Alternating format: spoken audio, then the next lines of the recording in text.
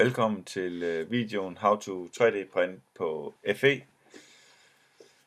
For at komme i gang med 3D printing skal du bruge STL-filer, og du skal bruge et 3D tegneprogram, medmindre du selvfølgelig finder dine modeller på internettet, eksempelvis fingerworks.com.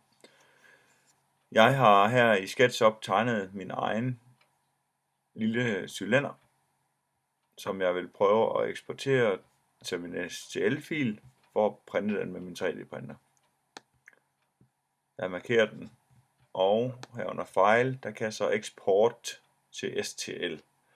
For at få denne funktion ind i programmet, er jeg nødt til at gå ind i Extensions Warehouse, og hvis jeg søger på STL eksport,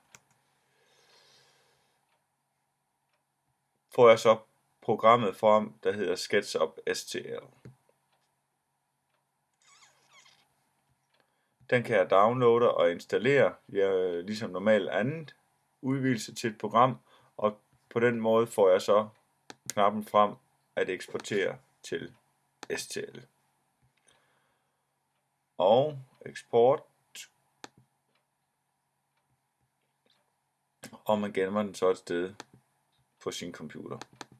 For at komme videre med min STL-fil, skal jeg bruge programmet Repetier Host, der findes både i en Mac-udgave og en PC-udgave. Jeg har min Mac-version her, hvor jeg kan se mit vindue for mine objekter til 3D-printeren. Og jeg går herover for at tilføje min STL-fil. Og jeg har selvfølgelig gået ind og fundet den fra hvor jeg gemte den fra SketchUp. Min cylinder til printerfod, og den kommer nu ind i vinduet her. Nu skal jeg så have slicet mit objekt i de forskellige lag og konvertere til G-code, og det gør jeg ved at trykke på slicer. Og programmet går så i gang med at konvertere. Og det tager et øjeblik.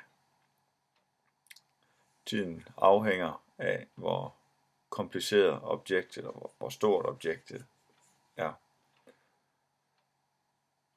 Og der blev den færdig, og vi kan nu se, at den ligesom er lavet lag i mit objekt. Jeg vælger at gemme min G-code, og der kunne jeg så vælge at gemme den på mit SD-kort, så jeg kan bruge den. Når du så har fået lagt din G-code-fil over på dit SD-kort, sætter du den i 3D-printeren her på siden af standalone-controlleren. Sætter du den i, og du sætter strøm til.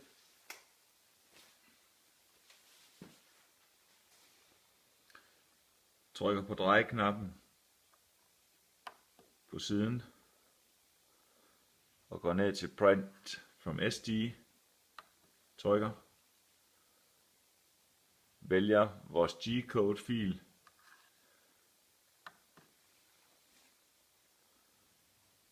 og printeren går i gang med at varme først sengen op, og derefter extruderen, og den vil gå i gang med at printe. Vi kan nu se, at sengen har nået en temperatur af 49 grader ud af de 50, det er meningen, og vi kan se nederst, at det har taget 9 minutter. En forholdsvis lang proces at få varmet sengen op, og den når nu de 50 grader, og extruderen begynder at varme op over til venstre.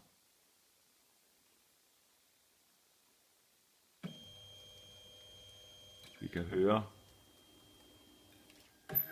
at sengen bevæger sig tilbage til udgangsposition, så printeren ved, hvor den er henne på sengen. Efter 13 minutter har både sengen og extruderen nået deres temperatur henholdsvis 50 grader og 190 grader.